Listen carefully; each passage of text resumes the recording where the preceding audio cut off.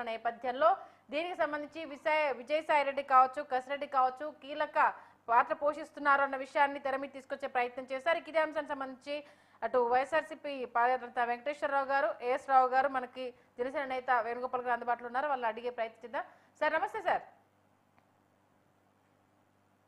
Sir కాసేపటి క్రితమే కసిరెడ్డిని arrest చేశారు. వెంకటేశ్వరరావు గారు మీరే ఫస్ట్ రియాక్ట్ అవ్వాలి, ఎందుకంటే మరి మీ నేతను అరెస్ట్ చేశారు కాబట్టి. అటు మారు పేరు మీద దుబాయ్ నుండి హైదరాబాద్కు వస్తుండగా ఆయన అదుపులోకి తీసుకున్నారు. ఎందుకు మారు పేరు మీద ఆయన రావాల్సి వచ్చింది? దీనికి సంబంధించి ఫస్ట్ ఏమంటారు మీరు?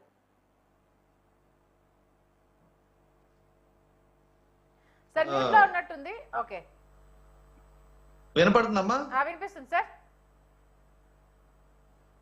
ముందుగా ప్యానెల్లో ఉన్న పెద్దలకి, రాష్ట్ర ప్రజలకు, మీకు శుభ సాయంత్రం.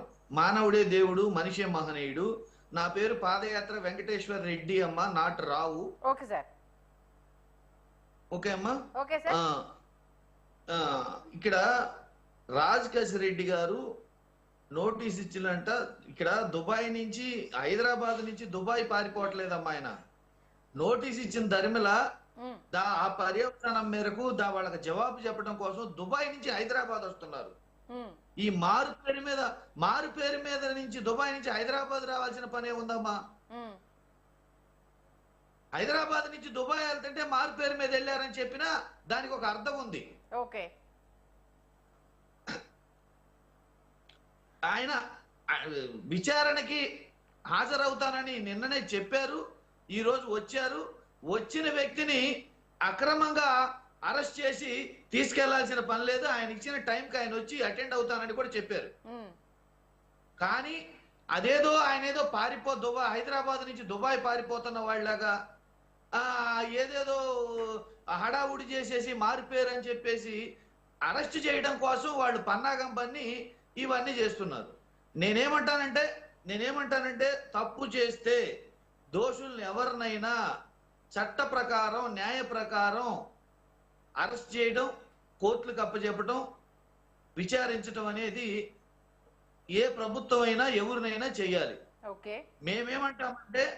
మేమేమంటామంటే వీళ్ళు చెప్పే లక్షల కోట్ల అవినీతి, వేల కోట్ల అవినీతి చెప్తున్నారు. వేల కోట్ల అవినీతి ఇవన్నీ చెప్పి కేంద్రంలో, పార్లమెంట్లో వీళ్ళు దీన్ని మాట్లాడుతున్నారు. మేము ఒక ప్రభుత్వం ఒక ప్రతిపక్షం మీద కావాలని కక్షగట్టి సిఐడి విచారణ, సిట్ విచారణ చేస్తుంది కాబట్టి ఈ ప్రభుత్వం విచారణ కాదు. సుప్రీంకోర్టు ద్వారా కానీ లేదా థర్డ్ పార్టీ ఎంక్వైరీ కానీ విచారణ జరిపించి న్యాయస్థానంలో పెడితే దోషులెవరో తెలుస్తుంది. మా వాదన ఏంటంటే ఇప్పుడు ఏవైతే డిస్టిలరీస్ ఉన్నాయో, ఏవైతే బ్యావరేజెస్ ఉన్నాయో, ఏవైతే బ్రాండ్స్ చెప్తున్నారో ఇవన్నీ కూడా 2018లో చంద్రబాబు నాయుడు గారు ఇచ్చిన పర్మిషన్లే. అంతకు మించి తప్పితే ఒక్క పర్మిషన్ కూడా కొత్తగా లేదు. ఆ బ్యావరేజెస్ కానీ, ఆ డిస్టిలరీస్ కానీ అన్ని టీడీపీ వారి ఇవే, కంపెనీలన్నీ టీడీపీ వారివే. ఇప్పుడు పార్టీ నాయకులందరూ టీడీపీలోనే ఉన్నారు. ఈ విషయాలు గమనించాలి.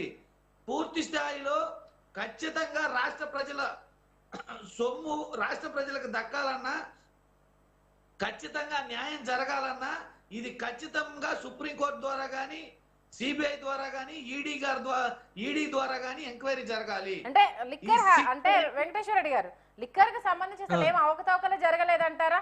క్యాష్ డీలింగ్స్ తప్పితే ఆన్లైన్ పేమెంట్స్ ఎక్కడా జరగలేదు, దానికి సంబంధించి ప్రూఫ్లు ఉన్నాయి అంటూ కూటమి చెప్తుంది కదా. అమ్మా, కూటమి ఇప్పుడు ఏదైనా చెప్తుంది. గత ప్రభుత్వం మీద కూటమి ఏదైనా చెప్తుంది.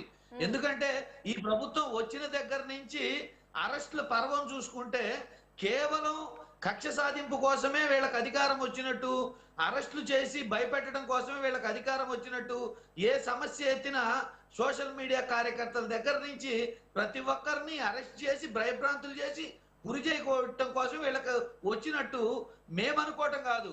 సామాజిక మాధ్యమాల దగ్గర నుంచి రాష్ట్ర ప్రజలందరూ చిన్న పిల్లవాడిని కదిలిచ్చిన ఈ రోజు అరెస్ట్ జరిగిందా, చేస్తారుగా, వాళ్ళు వచ్చింది అందుకేగా అనుకుంటున్నారు. ఇక్కడ కక్ష సాధింపుతో అరెస్టులు జరుగుతున్నాయి అనేది మా ఆరోపణ. అది కాదు, ఖచ్చితంగా నిష్పక్షపాతంగా ఎంక్వైరీ జరుగుతుందని కనుక మీరు అనుకుంటే థర్డ్ పార్టీ ఎంక్వైరీ వేయండి. ప్రభుత్వమే థర్డ్ పార్టీ ఎంక్వైరీ కోరండి. కోరితే నిజ నిర్ధారణ బయటకు వస్తుంది. దోషులు ఎవరో వస్తారు. ఆ దోషుల్ని కోర్టు న్యాయస్థానాల ద్వారా శిక్షిస్తారు. ఓకే, అలా ఒక్క కాకుండా సెకండ్ మీరు మీరు అన్నదానికి చెప్పే- వేణుగోపాల్ గారి రియాక్షన్ అంటే కనుక్కుందాం. వేణుగోపాల్ గారు, ఇప్పుడు మన వెంకటరెడ్డి గారు అన్నట్టుగా ఆయన సిట్టు విచారణకే హాజరు కాబోతున్నారు. రేపు విచారణకు హాజరయ్యే వ్యక్తిని, అంటే ఆయన దుబాయ్ నుంచి ఇక్కడ హైదరాబాద్ నుంచి దుబాయ్ పారిపోతే తప్పు, కానీ దుబాయ్ నుంచి హైదరాబాద్